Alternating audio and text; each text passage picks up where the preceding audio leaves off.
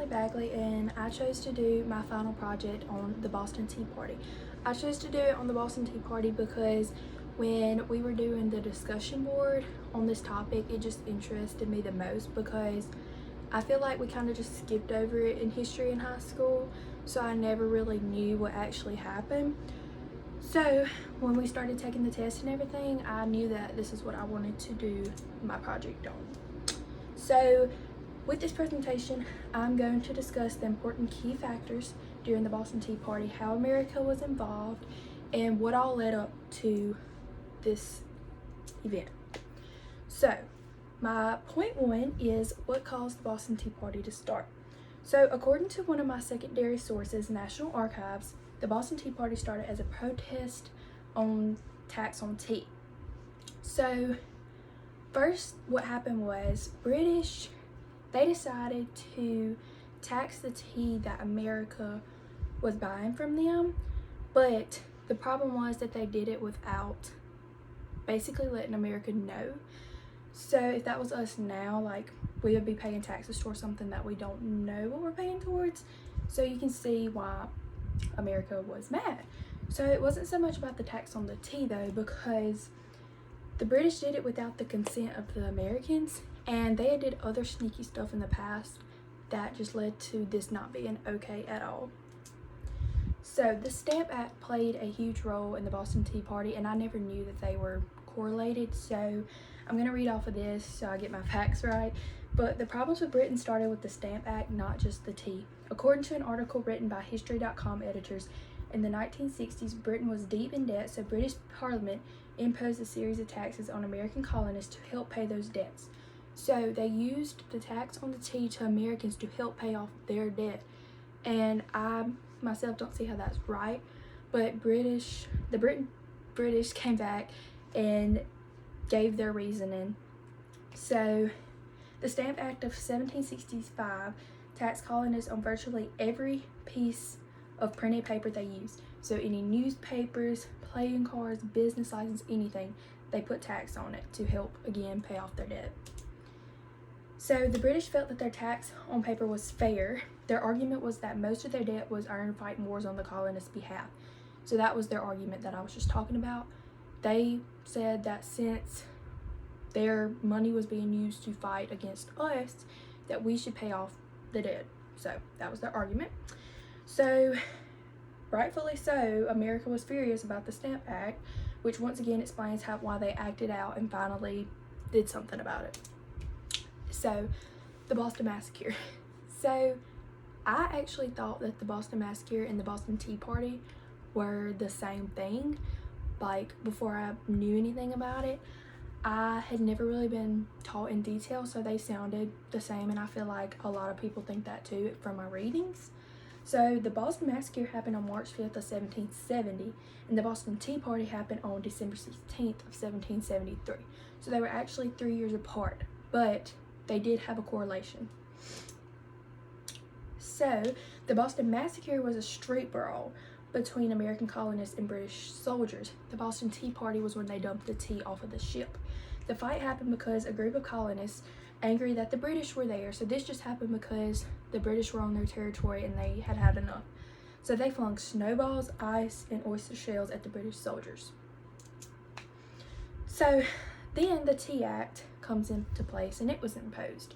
So Britain eventually repealed all of the taxes on colonists except for the tax on tea. They said they were not repealing that one because they just believed that that was rightfully done and it did not need to be reversed.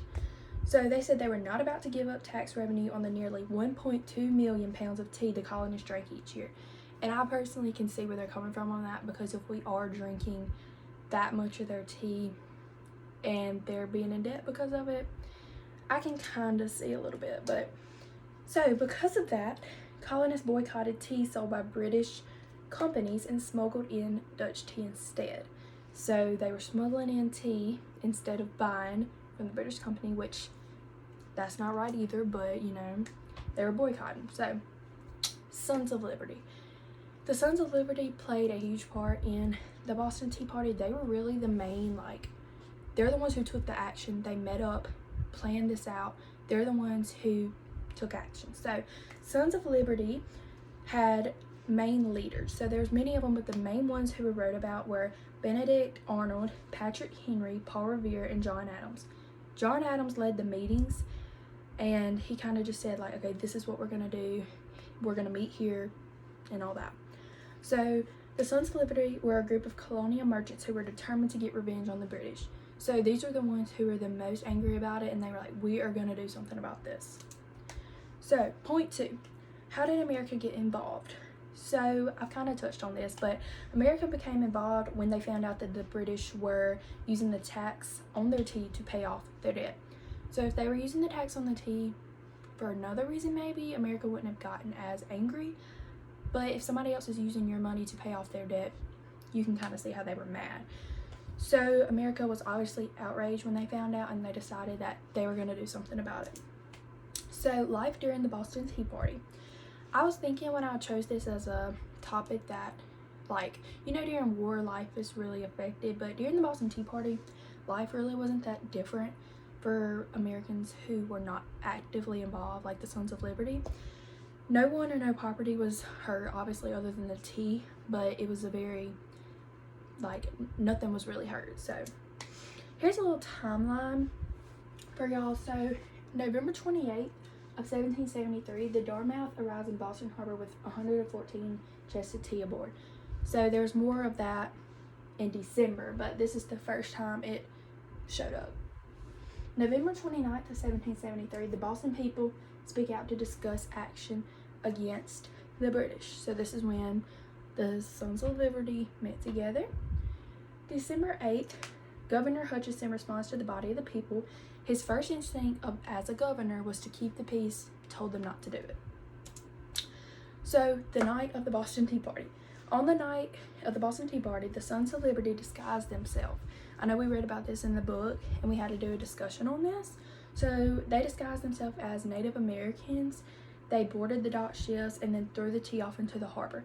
So the things they did, they wore mohawks, they painted their face, and they were very disguised. Like, that's how they were able to get on there. So a participant, George Hughes, says, we then were ordered by our commander to open the hatches and take out all the chests of tea and throw them overboard, and we immediately proceeded to execute his orders, first cutting and splitting the chests with our tomahawks, so as thoroughly to expose them to the effects of the water. So they had someone giving them orders, and that's what they did.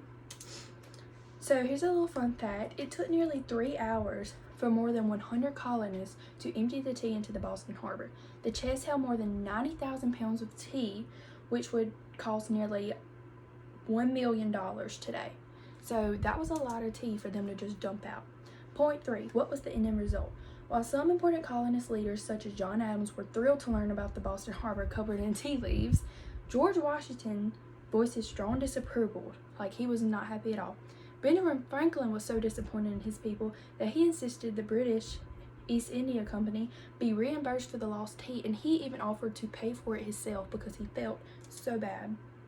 Okay, here's a info from my primary source. When reading one of my primary sources, I read a letter stating that the tea will not be landed there in New York. Obviously that happened, so that kind of backfired. Okay, I don't really have time left to read this excerpt like I planned to, but this was just a newspaper clipping stating in detail that it wouldn't be in New York and all that. My opinions I kind of shared throughout, but I think this all could have been avoided or like handled in a more mature way. But I also see where America was coming from as an American, because I would also be mad if somebody was using my money to pay off their debt. So here's my works cited. So I read John Rowe's diary entry, and that's where I found most of this information. It was actually really interesting to read stuff that happened during the time from my primary sources. And then my secondary sources was the National Archives article. I got all my information there. It was very informational. So I enjoyed reading about the Boston Tea Party, and I feel like I'm very educated on it now, and I hope y'all